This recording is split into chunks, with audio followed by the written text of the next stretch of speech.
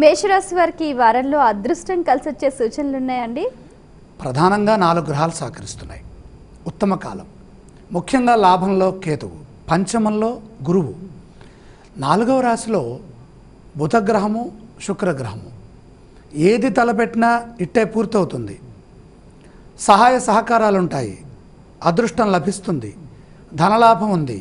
సమాజంలో పరువు ప్రతిష్టలు సంపాదిస్తారు. తోటి వారికి మేలు జరిగే నిర్ణయాలు తీసుకోండి. ఇంట్లో వారితో మనస్పర్ధలు రానియకండి.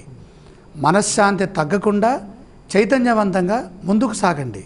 ఉద్యోగంలో శుభకాలం. కొత్త ప్రయత్నాలు ఫలిస్తాయి. ఏ విధమైనటువంటి ఇబ్బంది లేకుండా ముందుకు వెళ్ళండి. బద్ధకం లేకుండా వ్యవహరించండి. శుభవార్తలు వింటారు. మేషరాశి వారు పఠించవలసిన స్తోత్రాలు ఏవండి?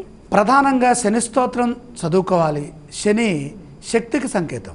ఆలయ సందర్శన క్రమంలో ఏ ఏ దేవీ దేవతలను దర్శించాలంటారు? ముఖ్యంగా శని దోషం అనగానే రాముడు, వెంకటేశ్వర స్వామి, శివుడు, ఆంజనేయ స్వామి, ఈ దేవతల్లో ఎవరిని దర్శించినా మేలే. ఈ రాశి వారు చేయవలసిన దానాలు ఏవండి?